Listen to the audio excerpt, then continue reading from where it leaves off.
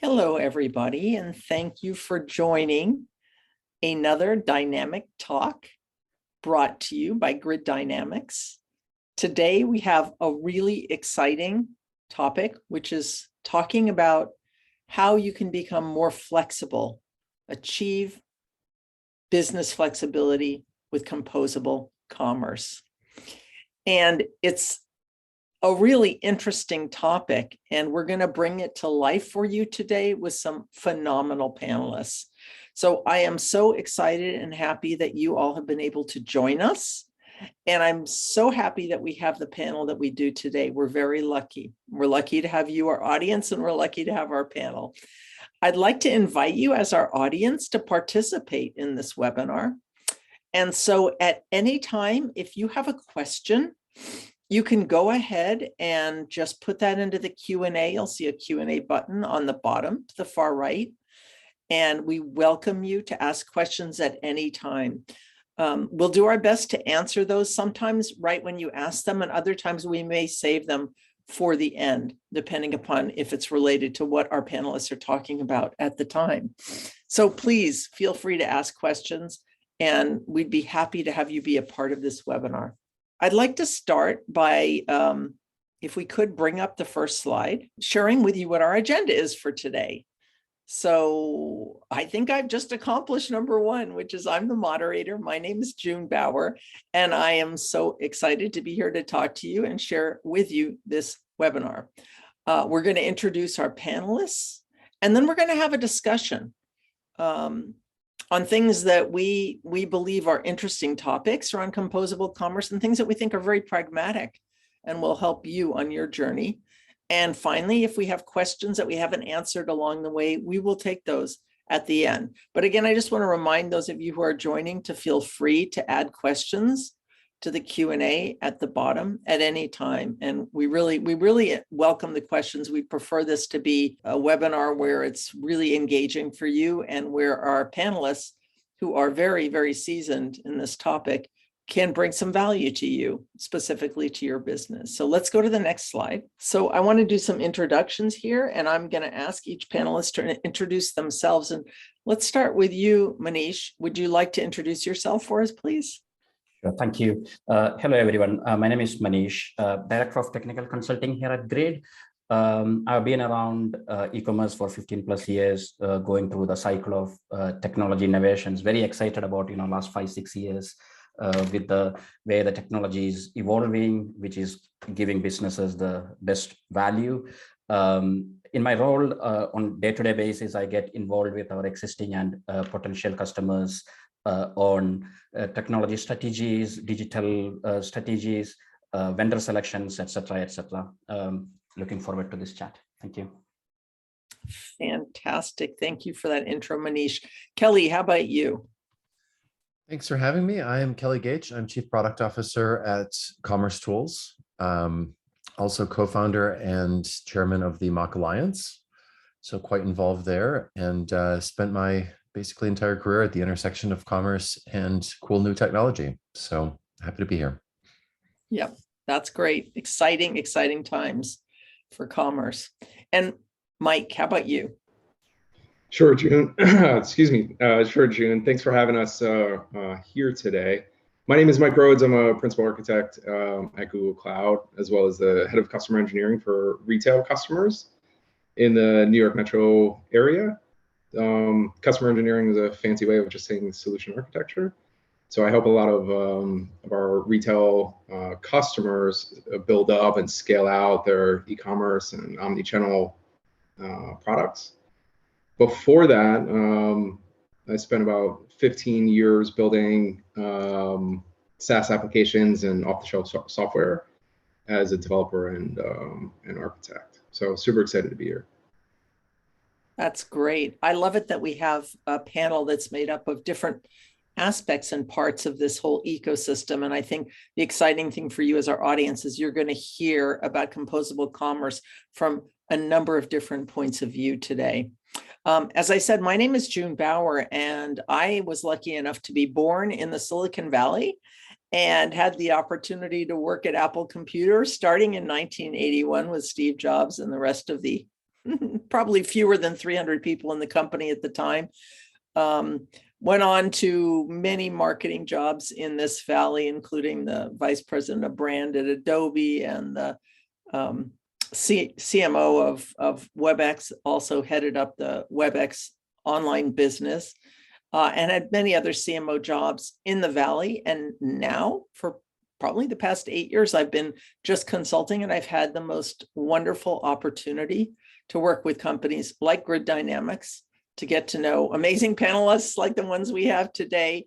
And really, really so happy to be here with all of you today. Let's go to our polls. So audience members, we'd love to get your thoughts on, we've got 2 polls. This is going to help us make this much more relevant to you. So we want to start by asking you a question, which is, where is your company on its composable commerce journey? So choose the answer that you think best reflects where your company is right now. So a single answer that best reflects where you are. Go ahead and just make that selection. Okay, and can we bring up the responses? All right, let's see where we are. Okay. Well, this is interesting. So it looks like we've got a lot of you now that are really just starting to think about this. Some people are transitioning, some people are moving to a little further down the road, but the reality is, like, we've got a lot of people at the beginning of this voyage. So this is gonna be a really helpful webinar for you, and you've got the people here who can really help you get off on the right foot. Let's go to the next question. We've just got one more question for you. We want to know a little bit more about what you're interested in. So what we'd like to have you do is tell us what of these items you're most interested in listening and hearing about today, and you can choose as many of these as you're interested in. And if there's something that isn't on this list that you really want to learn, just go ahead and put it into the Q&A for us. So if there's a topic that really interests you that isn't here, add it to the Q&A, but go ahead and check as many boxes here as appeal to you. Okay, I hope everyone got a chance to do that. We love to get your feedback, and if we can look at the results here. Okay, wow. Well, it looks like there's a lot of interest in all of the topics. Probably, let's see, it looks like number 1 is what technology or new products are required. We've also got a big one with what composable commerce is and why it matters. And we got a smattering of other things. I think examples, it looks like getting examples and case studies is going to be really helpful as well. I think the good news is I think we have planned a webinar where we will cover all of these to a certain extent. But for our panelists, I think, you know, they can certainly talk more about what composable commerce is and why it matters, as well as the other top ones, the technology and new products. I think we have a panel that can definitely cover those. Again, if there's something that comes up or something you want to know about and we haven't put it here, or it just dawns on you as we're going through the information, just hit the Q&A and let us know. And now if we can just get out of this slide deck, that would be fantastic. And we'll turn over to our panel. And I've got some fun questions to ask you guys. And if you are not, I'll just remind you, if you're not answering, if you just want to go on mute, and that would be great. So I have my first question really is tied into what our audience wants to know about. And Kelly, I'm going to ask you, as a very senior person in this business and having worked with technology and e-commerce for so many years, to take a crack at helping us out with this. And the question is, what is composable commerce and why should companies care? Well, thanks. Good question. So for a long time, for 20 plus years, we've had commerce platforms as being kind of these big things you forklift into place. And you write out a giant check to some mega vendor, and everything kind of gets implemented as one atomic unit. And that worked because at the time, there weren't all these SaaS vendors out there in the market, that just didn't exist. And it was very, very capital intensive to start a new software startup, right? Counterintuitively, but it was the case. You also didn't have a very easy way of integrating things. And I still remember, it wasn't that long ago, we were using SOAP. We were using like web services to integrate things together. There was no concept of like a REST API. And also most organizations for that matter just didn't have the technical chops to integrate together multiple solutions. And as a first foray into digital commerce, a lot of folks just went to, IBM or, pick your mega vendor and wrote out a giant check and everything was basically taken care of for them. But now a lot has changed in the past 20 years. We have 25 years even. We now have cloud, and cloud has made it really easy for anybody to go out and start a company, start a SaaS vendor. And as a result, there's this huge, big ecosystem now of these really good vendors that do one thing and one thing really, really well. You also have much easier time integrating different products together. That's really a thing now. You have headless commerce, which is decoupling the front end from the back end. That never used to be a thing. And many organizations have a lot more technical abilities than ever before. So they are actually able to integrate these things. And as a result, and just generally being a more competitive business climate, it makes much more sense to go out and buy the exact precise product that works best for your business need. So go out and buy the best OMS or the best CMS or the best shopping cart, all as APIs. And composable commerce broadly refers to the ability to go out and pick and choose the pieces across different vendors and compose the experience for any given shopper. So that works out really well. And yeah, broadly, that's what it is. Yeah, I love that. And it's an exciting time because this gives you the ability to not only be more flexible, but to really customize for what your business cares most about, right? You pick and choose. And, there's a huge premium you get in business productivity and outcomes if you pick the absolute best of breed product. And it used to be everybody would just pick the search that came with their commerce platform. But now it makes perfect sense to go out and buy that absolute best of breed search engine because there's a huge premium that you get in buying that one thing. You don't have to buy the everything in a box anymore. Yeah. And I mean, I think on top of that as well, how do you define best of breed? Well, it's really best for your context, what you're doing, what your business requires. And that's a beautiful thing to be able to get exactly what you need and have that flexibility. So the other thing that I've heard a lot of talk about, and I want to help our audience understand, is this idea of mock. And how does that intersect with composable commerce? And maybe you can help us understand that terminology a little bit.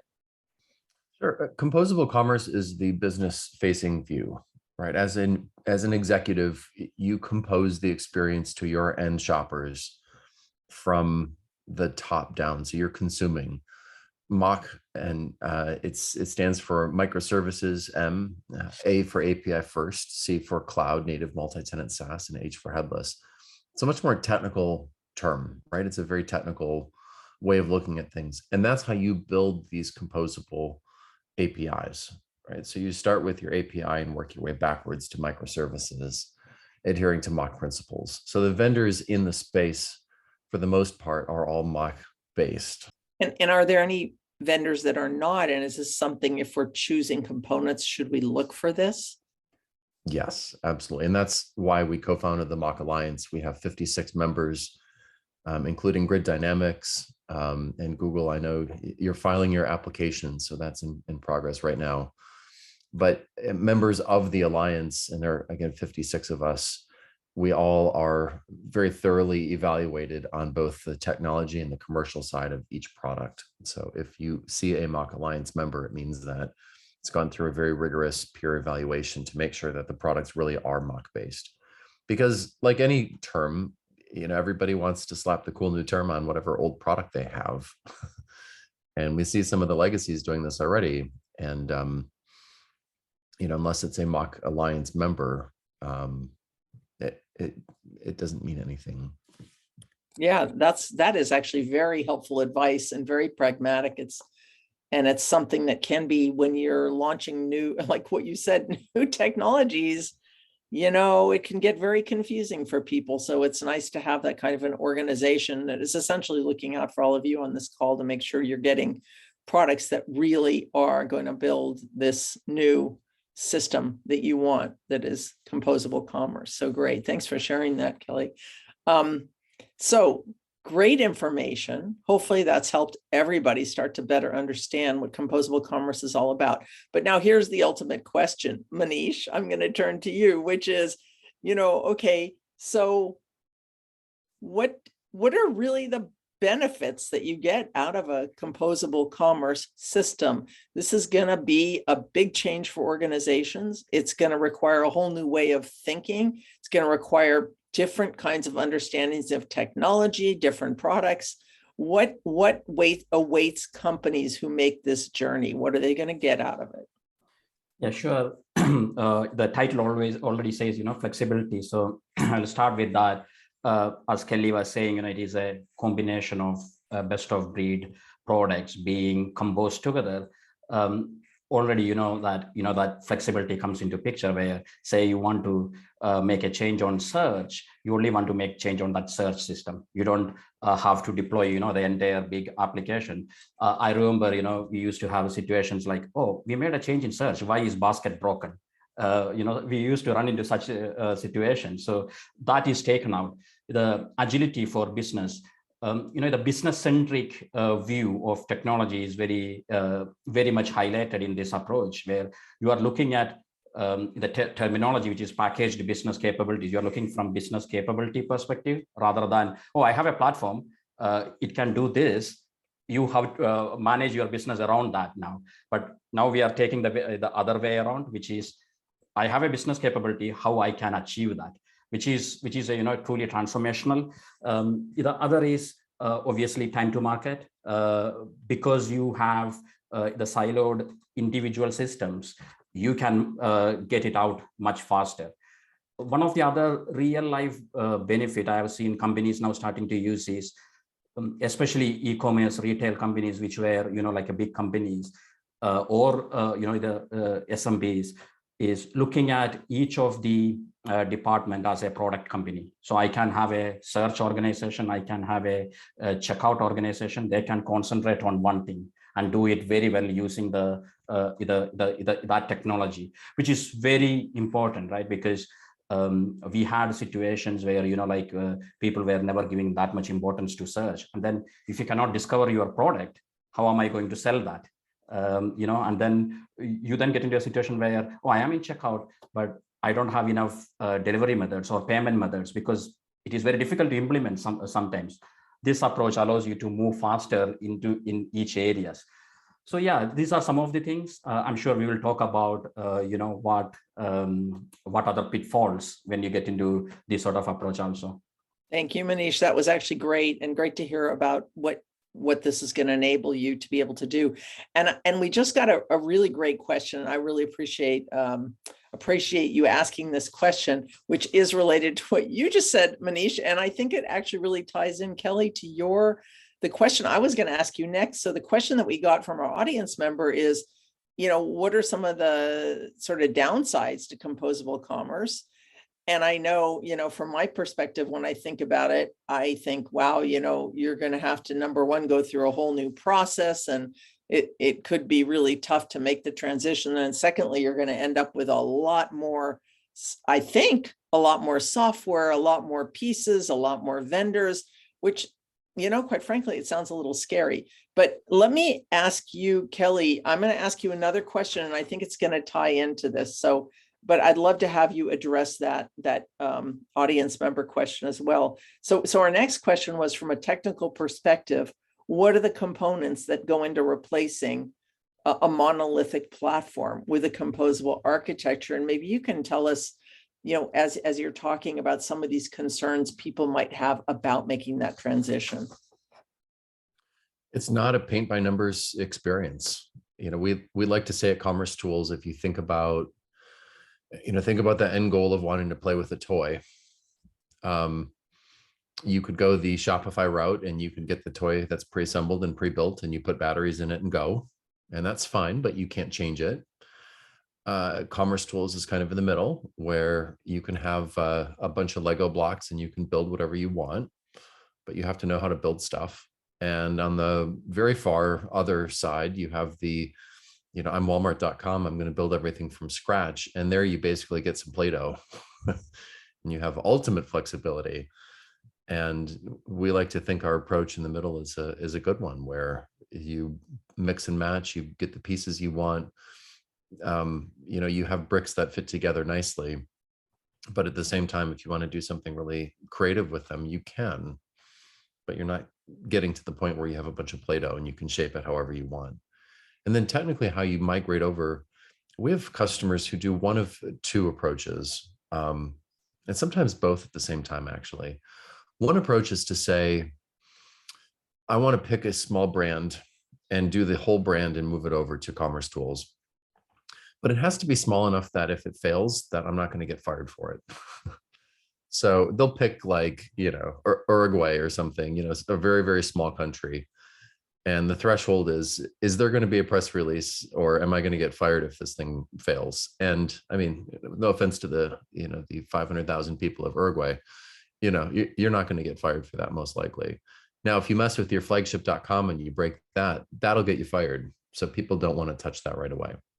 So they'll pick a small brand, almost use it as a production POC, go live with it, demonstrate some quick wins, couple weeks, they're live, really easy to do. The other approach, and a good number of our customers do this as well, is they'll take their flagship.com, but they'll only move a small piece at a time. So maybe they'll clone their product detail page and they'll start calling our APIs from their PDP. And then maybe the next week they'll do the category pages, and they'll kind of chip their way across the stack. It's actually called the Strangler pattern from Martin Fowler. You basically just strangle the monolith until it goes away. I wish we didn't have such morbid terminology in our space. Headless, strangler, decomposing. But yes, you have to decompose the monolith. Yeah, that's interesting. And those are really helpful ideas and strategies. And I think, our audience is going to need to think about their company and the way they work and how people are feeling about this transition to decide what's really the right strategy to make it. But those are some really good and pragmatic ways to get going. Appreciate that.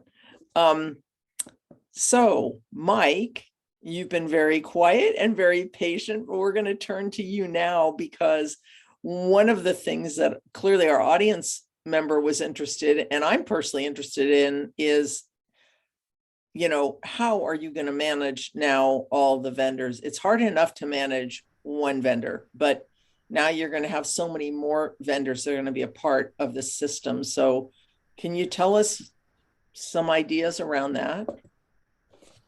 Yeah, sure. I think it's a really interesting question. And I think it's a shift in mindset. So first of all, I think I would argue that the problem you're having trouble managing one vendor is because that vendor probably has all of the leverage, right? So if you use them for everything that you're doing in e-commerce or just in general application architecture, you're beholden to them. They release features when they want to based on their own priorities. In a composable architecture, you're in control. You have all the leverage. So back to Kelly's point, where you have the ability to pick the best of breed, you now control what you do and when you roll it out. So what's interesting is I've worked with a lot of big box brands and brick and mortar retailers, Bed Bath & Beyond and Dick's Sporting Goods in the last couple of years. And they've done internal audits of their vendors and their, some of their like large SaaS products. And when they're spending $10 million a year on these products, they noticed that they were only using about 5 to 10% of the features. That's a real problem, right? The shift instead is to create a solid base, use API first, and then pick and choose what you need. That's where the real power comes from. So in terms of actually managing the relationship, I would say you have the leverage, so you could exert that leverage. If you need features, if you need help, if you need support, you ask for it. They're more beholden to you. And an example of that is one of the things I've been doing a lot with my retail customers is Kelly brought it up, is around retail search. And this is the perfect example, because what we do is in retail search, we don't go and say, in Google, you should use our product. What we say is you should execute an A/B or an ABC test. So stand up ours, stand up another vendor, go run your own retail search if you want to, and let's just simply compare the results, right? You pick the best breed. It's different for every customer, and it's different for every use case. And that's sort of what we're looking for. And the last point I have here is, I think in terms of managing vendors, this is where marketplaces come in. So Commerce Tools has a marketplace. A lot of SaaS products have their own marketplaces. All the clouds have their own marketplaces. You could kind of simplify terms and contracts and integration, as well as those marketplaces come with their own requirements around interoperability and support and security, to make that burden, it seems scary, but it actually is a really simple process. That's interesting and really reassuring. And I really love the point you made about the change in power and how you and your company becomes much more powerful when you move to a composable commerce architecture versus today, where if you have a single monolith, you're beholden to them and they have all the control. And ultimately, why we titled this webinar about achieving business flexibility is it does ultimately give you the power to be as flexible as you need to be, your company. You're just going to get better results that way. So that's really interesting. That's great to know. So Mike, if I can, I think I'd like to ask you a question that's really core to what you do, and what your business does, and that is around the cloud. And I'm wondering, what role does the cloud play in a composable system? And I think, for those of our guests who are not moving to the cloud quite rapidly enough yet, what do they need to do to prepare for composable commerce? Do they need to be in the cloud? Is that a necessity? And what might be some of the risks, and maybe some thoughts you have on how to get there in the most risk-free way? So there's no risks in the cloud. First of all, that's a joke. So there's always risk, right? Especially when you're moving architectures. I think the core tenets of cloud are core tenets of retail and e-commerce. It's regional and global availability, be able to reach your customers faster, make sure they're always on. It's the ability to scale. Scale up is, I would argue, equally as important as scale down. If you have no customers coming in and they're not consuming your site or your app or whatever it may be, why would you pay for it, right? It's operational efficiency. Let the Googles of the world, let them take care of some of the tasks that are not revenue or profit generating for your company. Things like managing VMs and whatnot. And it's also about access to innovative technology. So this is probably the most important part. Those other three are super important, but every day in the cloud, there's a new technology coming out. Every day Google releases a new product, and this goes for all clouds. A new product or a new capability that can fundamentally change the future of your business. And it's, as you're closer to these things, and the more you know of these things, you have the ability to implement them, especially in a composable commerce, like a Commerce Tools type architecture. And you can take advantage of them to fundamentally change your business. Now, how do you manage the risks? So with cloud comes a shared responsibility model.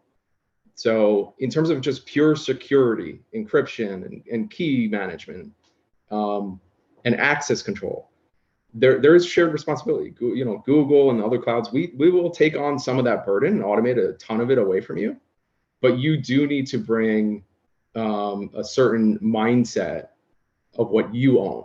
You own your data, you own the security of that data. Your end users are your responsibility, and obviously you need to take that as seriously as we do. I would say that you would want to follow best practices. I do see a number of customers that adopt cloud, adopt a plethora of different solutions.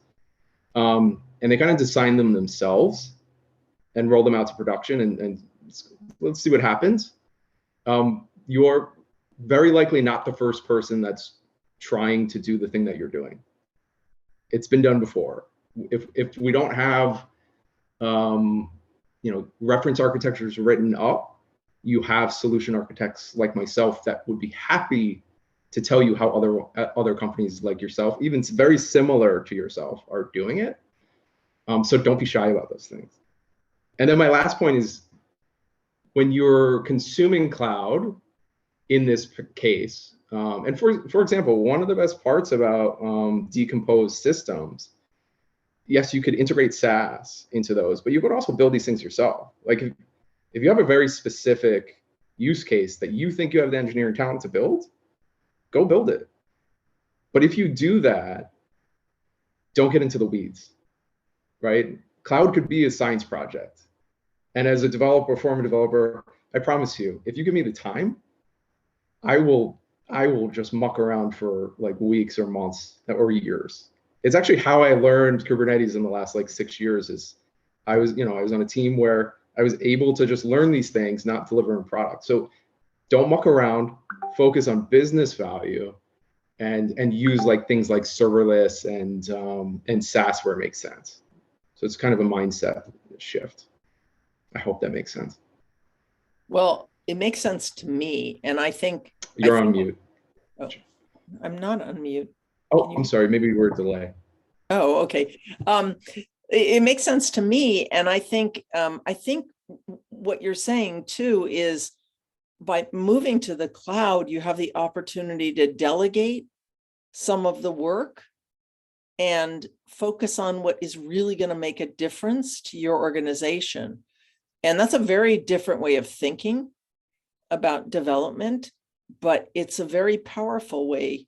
And I think both the combination of cloud and composable commerce really gives each business the opportunity to focus more clearly on what is going to really matter to them, make their consumers happier, and perhaps even give them a much stronger competitive advantage.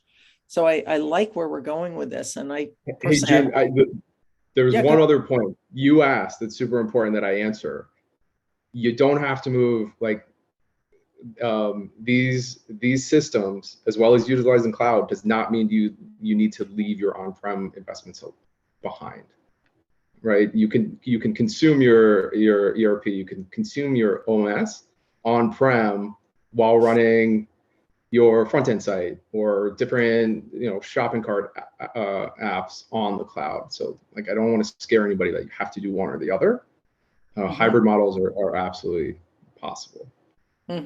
Yeah, and lots of companies are doing hybrid. And again, you have the option, it sounds like, from what you're saying, Mike, to make the decision on how you set that up. So I think it's great. It's like, a lot more of the control and the power is in the hands of the companies and what they need. So it sounds like a good deal to me. I want to turn now to another question, which is, what are the do's and don'ts of managing a successful transition to a composable architecture? Because I know we've talked about it a little bit already, and I think Kelly had some great points here, but it is a bit of a balancing act. And I know also, Manish, I'm going to kick this off with you, but if you have anything to add relative to cloud as well, I know you have had a lot of experience in helping companies transition completely, or as Mike says, in part, to using the cloud. So if you want to add anything there, but if you can tell us about the do's and don'ts of actually making this transition to composable commerce, that would be, I think, a great thing for our audience to hear about. Yeah, sure. I'm going to, rely on some of our recent experiences. I think the first and foremost, I would say the biggest thing is getting your business stakeholders on board and with you the journey, because this can look like a technology transformation, but it is not. I would say, from your customer services agent to your e-com director, it is very important to take them on this journey. So that is first and foremost. The second is, we are talking about best of breed and lots of capabilities. So it can sound daunting, as you guys were saying, but take a step back, look at the business capabilities, create a feature map for those business capabilities, and then map it to what kind of PBs, the packaged business capabilities you are going for. Because here you probably will have to make the decision around build versus buy. Don't build something which is unnecessary, and don't buy something which is not needed, right? So that take a step back, do that very clearly. Don't go and buy a product because somebody else has bought it. Understand what you are getting. That is, I have seen many times people going and buying and then later complaining, I thought they will do this. So this is we see that every day, because you don't do the due diligence. So you do the due diligence, understand what you are getting and what you are not getting, which is very important in this. So that and take business through this journey, because you have you may be in a monolith where you are using one kind of business tooling, and it may slightly change here. So that is one thing to drive your use cases and build your business tooling around that also. From technology standpoint, as Mike was saying, people could just muck around with a lot of things, because you could do the same thing in many different ways. Cloud has so many ways to do the same thing. So having a clear vision, a repeatable pattern, especially around integrations. In one of our, when we did the first composable project, the thing what we did initially was, okay, we want to define an integration approach. In scenario A, we will be doing integration like this. Scenario B comes along, we will be doing integration like this. So that pattern allowed us to do repeatable and develop in-house, repeatable processes, which is very important as well. Other thing is start small, probably, which is, depending on the nature of your business, you may be a startup or you are scaling, transforming, you have the opportunity to decide how you want to go in this journey. Start small and then, go bit by bit. Like Kelly gave a couple of examples, which was pick up one brand if you are multi-brand, or you start with, say, search or PIM. Some of the recent projects I was involved in, multiple instances, we just started with a PIM. So replace PIM with say, Ecommerce tool as an example, and then you go to the next step. So that is one thing. Another thing is, I think I would say it is also important, be open-minded. Be open-minded about the change, because okay, change is difficult. So be open-minded and embrace, because if you are open-minded and if you're ready to embrace the change, then it makes life easier and you can achieve so much more. So this is, this is definitely, I'm speaking from my experience in the last few years of doing multiple projects. Yeah, those are great points and super pragmatic and helpful. And I know myself, if I were in an organization that was making this transition and I was in marketing, I would definitely want to be involved in this change. And I think the marketers are going to be, by and large, and you guys tell me as the experts, but pretty supportive, because it's probably all these things they've been asking for and been told, no, we can't do, because our system isn't flexible. And the marketers have all these creative ideas. And so being able to kind of serve your own clientele within your organization better seems like a great benefit. And something that if you could involve those business groups in, they'd be very supportive and helpful in making this transition happen. You seem to be agreeing. Okay, well, let's turn. I'd like, Mike, if you wouldn't mind just sharing your experience and do's and don'ts around managing a successful transition. Like, you work with big retailers every day, so I'd love to hear any thoughts you would like to share with our audience today. Yeah, I think Manish hit on all of the major points. The big one that I would add is, don't boil the ocean. It's really as simple as that, right? Focus on business value. Find that one thing that you want to prove out and prove it out. What I'd say, the only other thing I'd add is you need to be honest with and reflect on your internal resources. So understand your engineering team, understand the capabilities that you have internally. You're only going to move at the skill and the speed of your team. That's what I've seen historically. I've seen a number of different cases where heads of product at customers will say, I want to do X, Y, Z in this move to a more composable architecture, and here are the dates, here are the things we're going to accomplish, and then then I need to hire like 20 developers by next month to actually make this reality.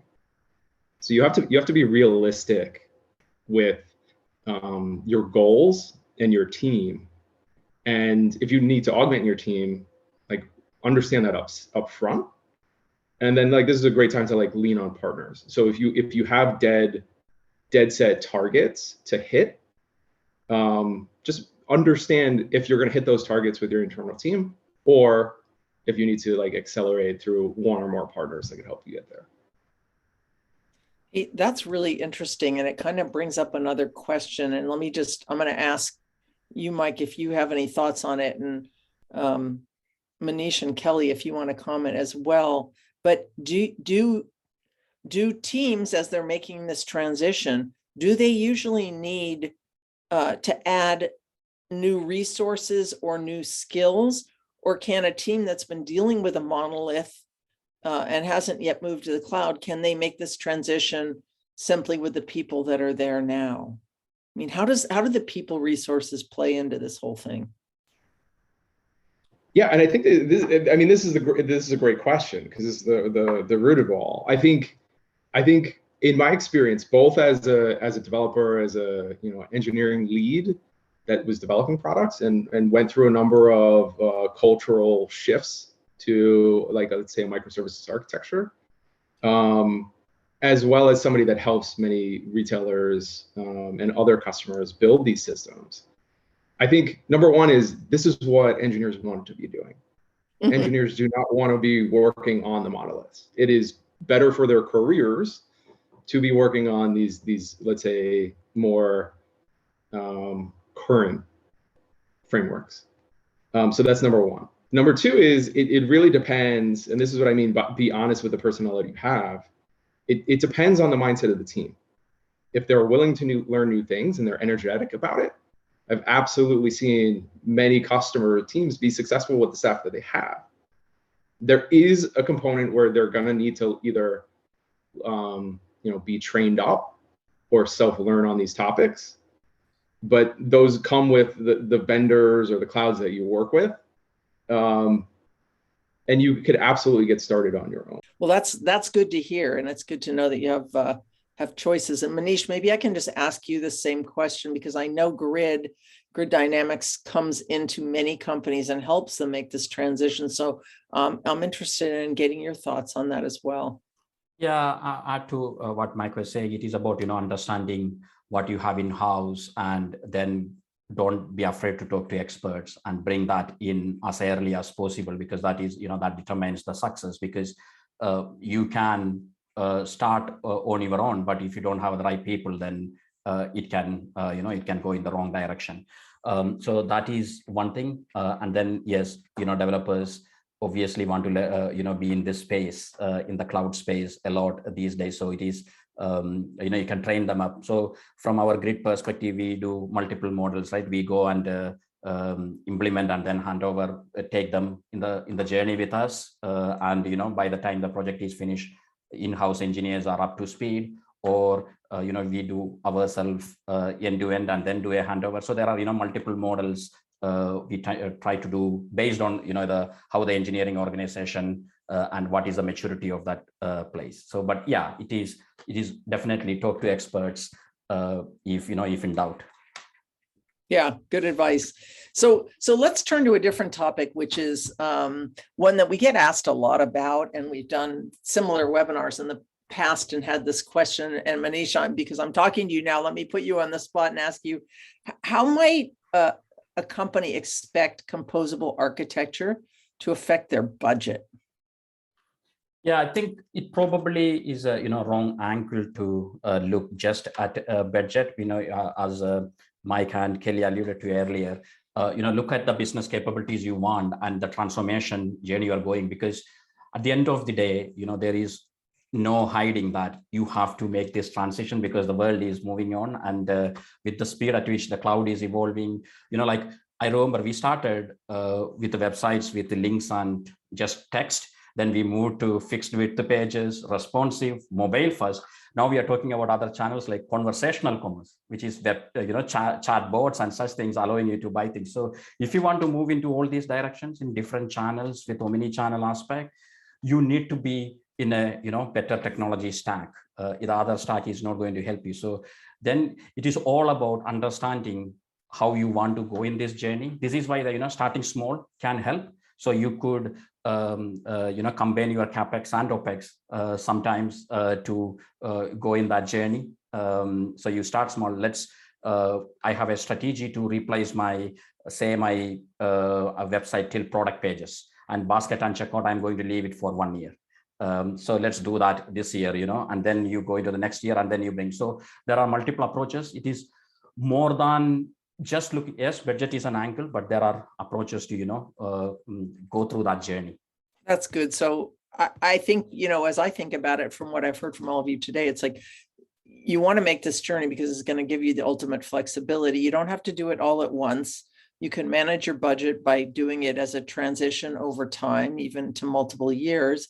But the other thing I think about is, and ultimately, you should really be able to drive your revenue so much more successfully when you have this kind of flexibility. So yes, you have to spend some money, but the other side of it is hopefully you're going to make a whole lot more money by being able to do all the things that the marketers and everybody else out there working on commerce has been wanting to do for a while. So it's, it seems like a good investment essentially for the future. I have one last question that I would love to run by you, which is, Mike, maybe you can kick us off on this one, but I'd love to have you share 1 or 2 customer examples of what the transition was like for a company you worked with and what they were able to do with their newfound agility. Yeah, sure. The one that pops up, I'm not going to give their name. I'll say that they're a multi-brand retailer in the United States. I've worked with them in the last 3+ years. When they came to us, they were 100% on-prem, monolithic in a large, let's say a traditional e-commerce platform. And they were looking, they had a problem around engineering talent. They were leaving, right? To my point earlier in the previous question, engineers want to work on modern tech. So their engineers were leaving, and they were having problem scaling, very seasonal business, 2 or 3 peak events a year. And they had all this infrastructure on-prem for those peak events. And then they were paying for all that infrastructure for the remainder of the year, which was 355 days. That didn't seem really economical. Also, that peak infrastructure wasn't enough for one particular day. And when they came to us with these business problems and these technical problems. And what we worked with is very similar to what Kelly mentioned in terms of the strangler pattern. You have 20 brands. Let's pick one. And of that one, what systems are the easiest to migrate off of into a composable architecture, and which ones are like absolutely impossible to touch? And we implemented and modernized that one piece. They had we separated their front end from their back end, so we did headless, and we did shopping cart, we did search, all on modern technology on the cloud, and we kept their legacy systems, payment, finance, etc., on-prem. And I believe we mirrored their inventory from on-prem to a cloud database. And during their next peak, they hit it successfully. It was actually cheaper than their scale. And we could show and create, and we created a whole financial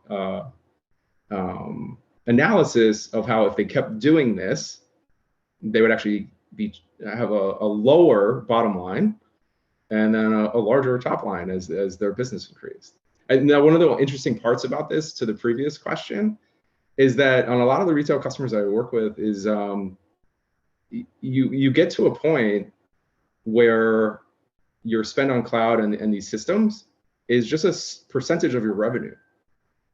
So over time, these costs might go up, but also your top line. And as if God forbid your top line goes down, these costs will also go down. It's actually a very interesting model to be in. Now, the last point here is that this company bought 5 other brands over the last 5 years, or three years.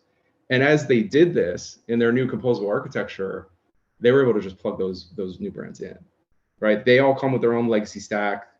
A lot of it is Oracle or Salesforce or other systems, and they're able to plug in what made sense when it made sense.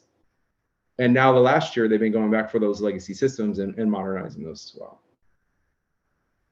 That is such a good story, I have to say. That is so interesting. And I think something it really pointed out to me is that with Composable Commerce in the beginning, we were talking a lot about your ability to choose the right applications for your business. But the other thing that you can do besides controlling that part of the experience is controlling usage and not having to pay for what you don't use or don't need anymore. And you just turn the faucet on when you need it, you turn it off when you don't. And that is a beautiful thing and really a nice piece of this whole agility benefit that you get when you go to the cloud and you go to Composable Commerce. So I love that. I see that we are almost out of time here, and this time has just flown by for me. I hope for you who have joined us on this call, it's flown by for you. It has been so interesting to talk to our panelists. Thank you all. Really, Mike, Kelly, Manish, really appreciate all your great examples and the wisdom that you brought to this call. It's helped me really understand Composable Commerce better. And I am really excited for everybody who's on this call and has the opportunity to begin this journey. It's going to change your business in so many good ways. Thanks to our audience. I cannot tell you how much Grid Dynamics appreciates you joining us today for this and being a part of this discussion. We are so happy that you took the time to come. And again, want to thank our panelists. We will be doing more webinars in the near future, so look for some mailers on those. And in the meantime, everybody, please go away, start your journey on Composable Commerce, and have a great rest of your day. We'll see you soon. Bye-bye.